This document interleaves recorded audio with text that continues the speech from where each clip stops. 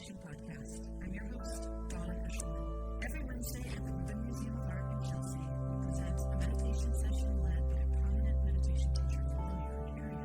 This podcast is a recording of our weekly practice. If you would like to join us in person, please visit our website at rubinmuseum.org/meditation. We are proud to be partnering with Sharon Salzberg and the teachers from the Interdependence Project and the New York State Meditation Center.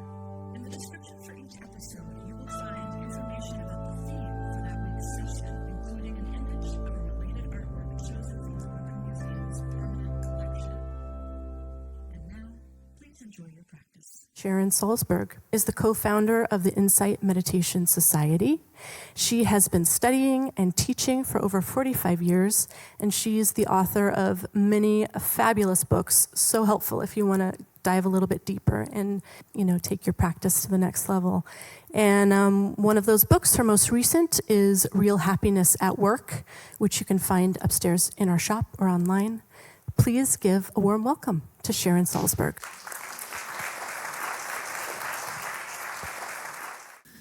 The one time I went to Tibet actually was 1985, and they had just opened up the country for people who were not on official tour groups, so I went with some friends, and we ended up flying into Lhasa and going overland through Tibet to Kathmandu, which was rugged. But it's like one of those, I have stories to tell, but one of the stories is about seeing many pieces of art just like that, up on a wall in a monastery with bullet holes. And it had me reflect so powerfully on both history and perseverance and endurance, and it was still there. History happens, time goes by. There's adversity, there's tragedy, there's glory, there's triumph. There's all these things happen, and some things, and in this case, very richly symbolic things, persevere. They endure. They don't give up, in a sense. It's not like, oh, now you're useless because it's different. In some ways, it's more useful, isn't it? I kept looking at the figure, and what kept coming to my mind was something that goes around sometimes on the internet from the Dalai Lama, where he wrote, "Never give up." And it's just a refrain on various ways of saying never give up. And that's very much what I thought of in looking at that. But the thing about resilience is that endurance, that ability to sustain and exist, isn't rigid and uptight and fierce in the sense of nasty, like you're not going to get me, It's something so supple and porous in a way. It's like the ability to breathe. Anything that's frozen is like traumatized, right? Because it can't move, nothing can emerge, it can't join into these cycles of life, of going up and down and accommodating things and, opening and closing. It's frozen. But once we open in a different way, there could be the very same incident or experience or circumstance, but we are so different with it that we're not now isolated apart from this flow of life, because everything's still flowing. We're still a part of this kind of greater picture of life, and that makes all the difference. And that, of course, reminds me of sort of the essential point about mindfulness. I was telling Dawn I was at a mindfulness conference in D.C. this last weekend. Were any of you there by any chance? There were 700 people there. It completely astonished me. So once again, I was sitting in front of this group of people thinking, really?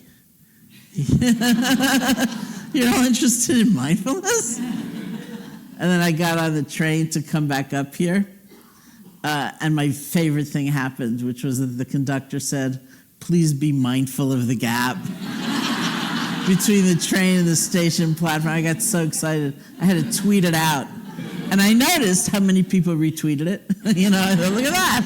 Everyone else is excited too. But mindfulness evokes very much that sense of suppleness, right? Something wonderful, beautiful, tremendous happens, and we don't freeze around it. Like, I've got to keep this forever. I've got to keep this from ever changing, or I'll be left at a loss, or bereft, or deprived.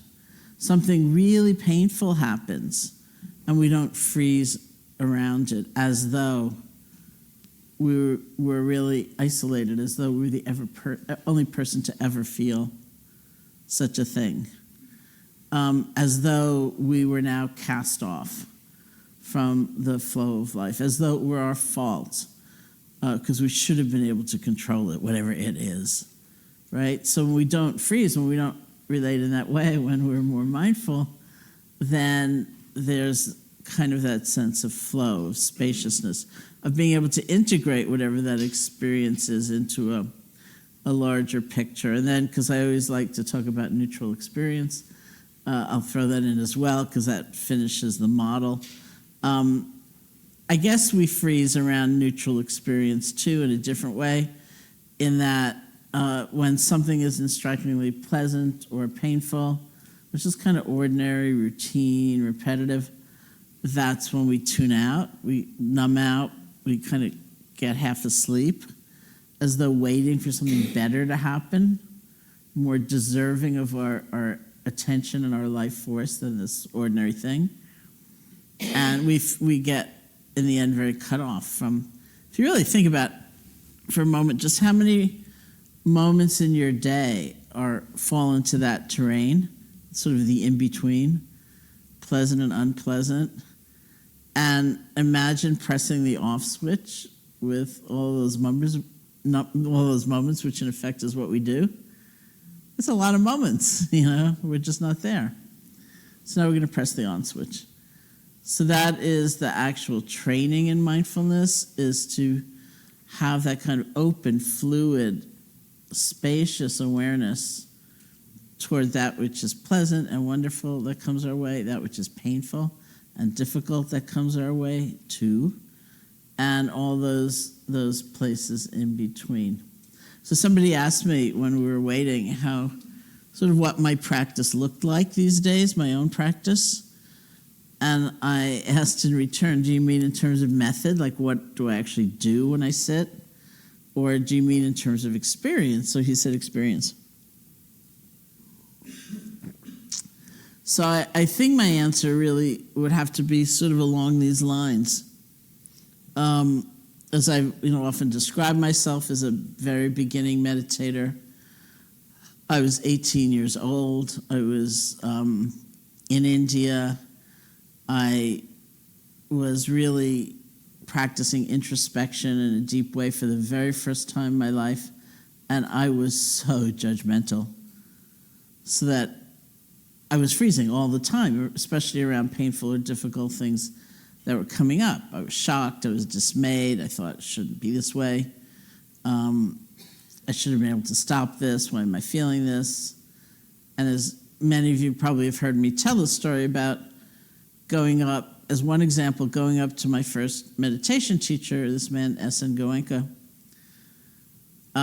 and saying to him, I never used to be an angry person before I started meditating, thereby laying blame exactly where I felt it belonged, which was on him. Clearly it was his fault. And of course I've been hugely angry, but I hadn't really been aware of it. And so those were some very uncomfortable times. And I began to trace, after a little while, it took some time, but I began to trace my sense of progress, not around what was happening, but I called it moving from like intense self-judgment to a kind of rueful amusement, like, oh, you're back. Like, hello again, whatever. And I began to be quite amused at my own mind, which is a very good thing, right? Because we can't seem to stop the flow of change, actually, in terms of pleasant, unpleasant, neutral. All this stuff happens, and we look at that image, some really intense things happen. And even less intense than that, there's sort of the wear and tear, of not getting what we want, or, the aches and pains, or whatever it might be. And yet, we have so much capacity, each one of us, to be very different with all of this and to have a whole other relationship. So this doesn't tend to happen by magic. For most of us, this is a question of training. And it's the kind of everyday application of our attention. It's like retraining our attention to be different.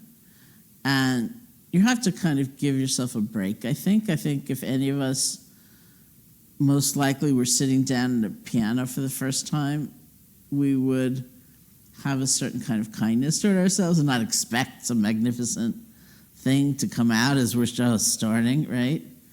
And it's very similar to that. It's a training, which means time, patience. Keep on going. Don't give up. You don't have to judge yourself so harshly. It's not about what's happening. Things are changing. It's okay. And over time, you really do see just what I described in myself, not necessarily that the content of your experience changes completely, but how you are with it changes completely. And that makes all of the difference. Okay, so let's sit together.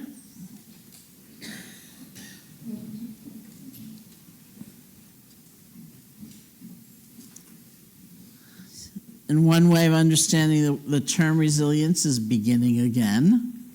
So as you sit, see, first of all, if you can sit comfortably with some energy in your body, like your back straight, but not like stiff and uptight. You also want to be relaxed and at ease. And you can close your eyes or not, however you feel most comfortable. Throughout the course of this sitting, as we come to rest our attention on what will be our primary object, which is the feeling of the breath, you will have to begin again countless times. That's just understood. So you don't have to think of that as a problem. You can think of that as the training. To start with, we might just sit and listen to sound for a few minutes.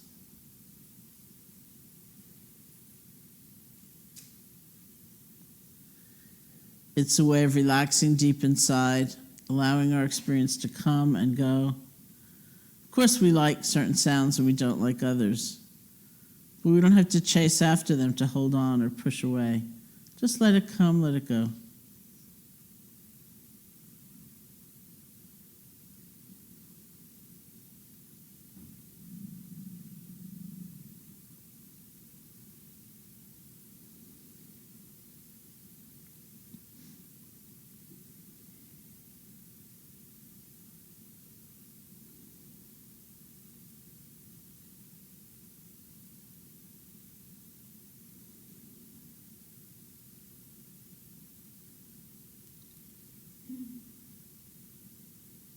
And bring your attention to the feeling of your body sitting, whatever sensations you discover.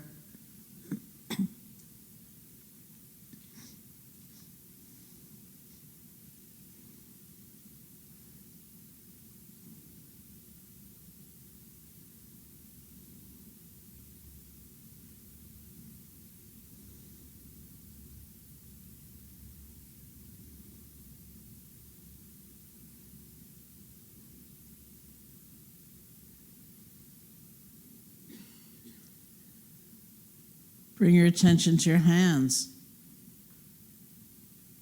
This is one way of making the transition to the world of direct sensation. So instead of thinking like fingers or hand,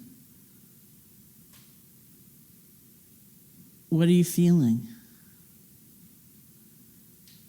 Maybe pulsing or throbbing or pressure or warmth or coolness. You don't have to name these things, but feel them. That's what we're paying attention to.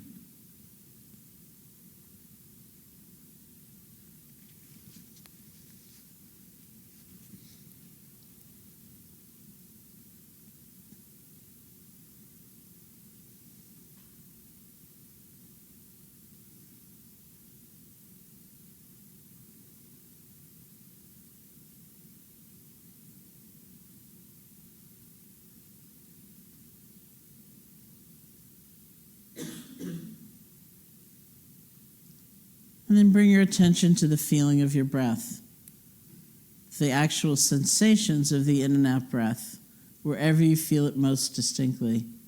So that might be the nostrils or the chest or the abdomen.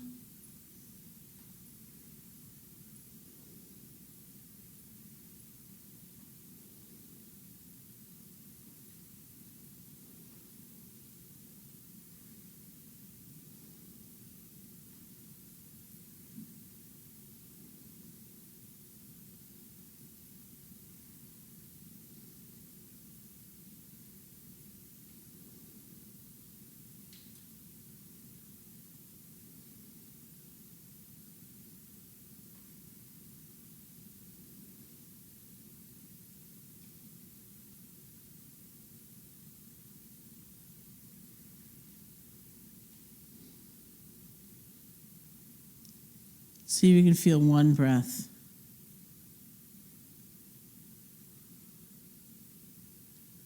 Without concern for what's already gone by, without leaning forward for even the very next breath, just this one.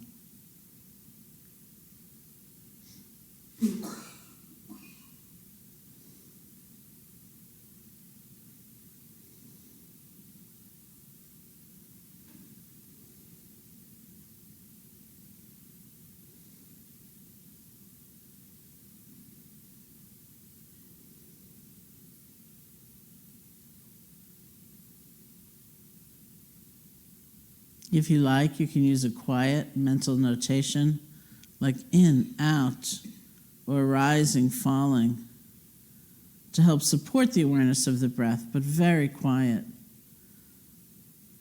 So your attention is really going to feeling the breath, one breath at a time.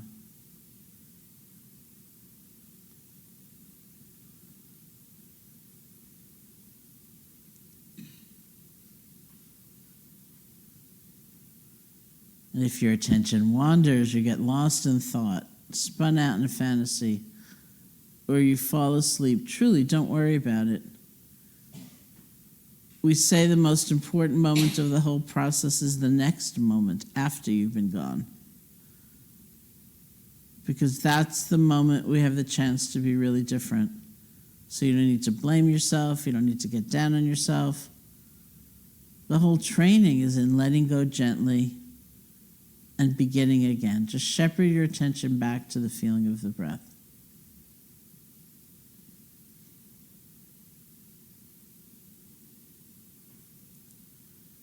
And if you have to do that countless times, it's fine.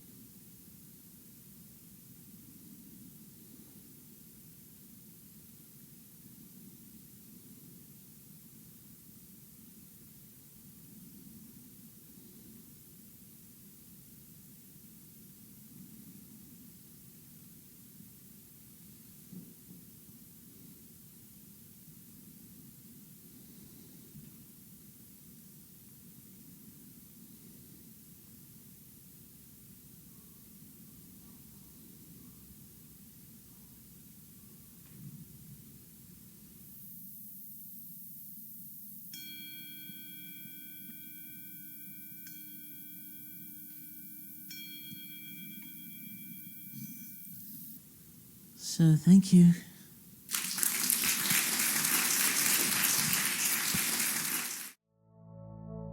That concludes this week's practice.